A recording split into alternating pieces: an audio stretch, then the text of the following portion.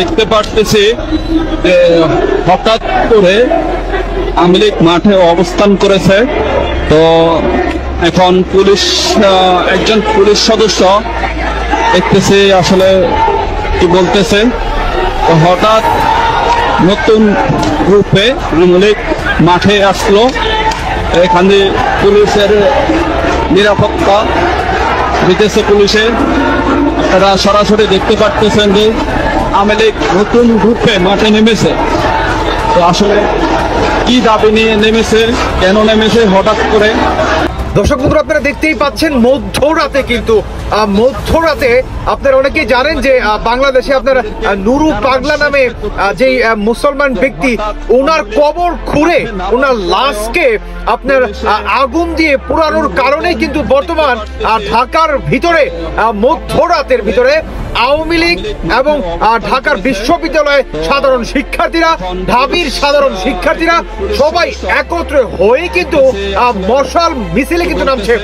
উল্টো দিকে জামাত শিবির অপোজিট সাইডে দেখতেই পাচ্ছেন, এখানে জামাত শিবিরকে একটা উচিত শিক্ষা দেওয়ার জন্যই কিন্তু বর্তমান আজকে আসলে মধ্যরাতে আওয়ামী লীগের সাথে ঢাকা বিশ্ববিদ্যালয়ের সাধারণ শিক্ষার্থীরা এবং ঢাবির শিক্ষার্থীরা সবাই সমন্বয় হয়ে কিন্তু রাজপথে নেমে আসছে শুধুমাত্র প্রতিবাদ জানানোর জন্য যে কি কারণে আর নুরু পাগলাকে, যেখানে আরো 2 সপ্তাহ আগে তাকে কবর দেওয়া হয়েছে, তার জানাজার নামাজ আদায় করেই তাকে শরিয়ত মোতাবেক তাকে কবর দেওয়া হয়েছে।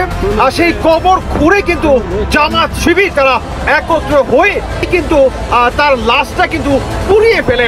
এটাকে প্রতিবাদ জানানোর জন্য আপনার আওয়ামী লীগের কিন্তু এই বিক্ষোভ মিছিলটি আপনারা দেখতে পাচ্ছেন। এটা আসলে বিক্ষোভ মিছিল বলে ভুল হবে, এটি হচ্ছে প্রতিবাদ স্বরূপ একটি মিছিল।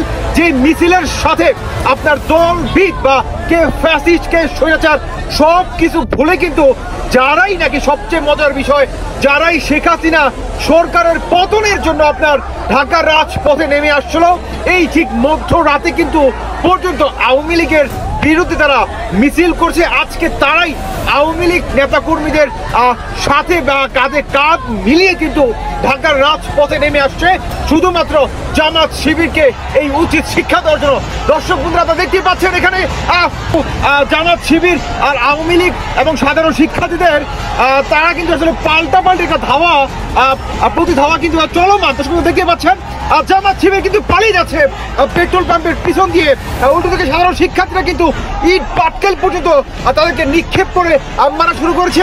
সেই সাথে আওয়ামী লীগ পর্যন্ত তাদের সাথে কিন্তু রয়েছে। দেখতে পাচ্ছেন তারা এই স্লোগান পর্যন্ত দিয়ে যাচ্ছে যে জামাত শিবির রাজাকার, তারা পালাইলো রে পালাইলো, জামাত শিবির পালাইলো, এই স্লোগান পর্যন্ত কিন্তু তারা দিয়ে যাচ্ছে। দর্শক আপনি দেখতে পাচ্ছেন যে মধ্যরাতে কিন্তু টান টান উত্তেজনা বর্তমান ঢাকা শহরে কিন্তু সৃষ্টি হয়েছে। উল্টো দিকে পুলিশ প্রশাসন কিন্তু পর্যন্ত কোনো বাধা সৃষ্টি করতেছে না। আসলে পুলিশ প্রশাসন আসলে বর্তমান একদম তাদের আসলে কিছু করার নাই থাকলেই বলে চলে। কেননা এই ইট পাটকেলের ভিতরে আপনারা অনেকেই জানেন যে জুলাই মাসে এবং 5 আগস্ট পুলিশের উপরে যে পরিমাণ হত্যা চালাইছে, ঠিক এটাকে কেন্দ্র করে বর্তমান পুলিশ কিন্তু কোনো সাহায্য বা পুলিশ কিন্তু সেই সাহসটা আসলে নাই বলতেই চলে। কারণ সম্পূর্ণ সাহস অন্তর্বর্তী সরকার কিন্তু উঠিয়ে নিয়েছে। সেই কারণে কিন্তু পুলিশ কিন্তু বর্তমান কোনো বাধা দেওয়ার চেষ্টা চালাচ্ছে। কারণ এখানে কোটি কোটি জনগণ আপনারা দেখতেই পাচ্ছেন যে মশাল মিছিল নিয়ে এবং পাল্টা একটা ধাওয়া বা আক্রমণ কিন্তু চলমান। যে জামাত শিবির রাজাকার, এই মুহূর্তে বাংলা ছাড়, এই স্লোগান পর্যন্ত তারা দিয়ে যাচ্ছে। উল্টো দিকে তারা আরো একটি স্লোগান দিচ্ছে সাধারণ শিক্ষার্থীরা এবং আওয়ামী লীগের সমর্থককারীরা, পালাইলো রে পালাইলো, জামাত শিবির পালাইলো, তারা পাকিস্তানে পর্যন্ত চলে যায়, এই ধরনের স্লোগান কিন্তু পর্যন্ত দিয়েই যাচ্ছে। দর্শক আপনারা দেখতেই পাচ্ছেন মধ্যরাতে জামাত শিবিরকে শিক্ষা দেওয়ার জন্য আওয়ামী লীগের সাথে ঢাবির শিক্ষার্থীরা, ঢাকা বিশ্ববিদ্যালয়ের শিক্ষার্থীরা সবাই কিন্তু রাজপথে নেমে আসছে।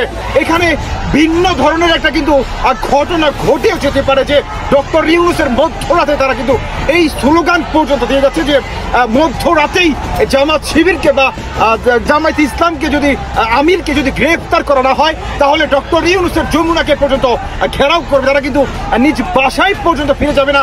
আন্দোলনকারীরা কিন্তু এই আলটিমেটাম কিন্তু পর্যন্ত ডক্টর ইউনূসকে কেন্দ্র করে কিন্তু দিয়েই যাচ্ছে। দর্শক বন্ধুরা দেখতেই পাচ্ছেন বর্তমান পাল্টাপাল্টি আক্রমণ কিন্তু চলমান।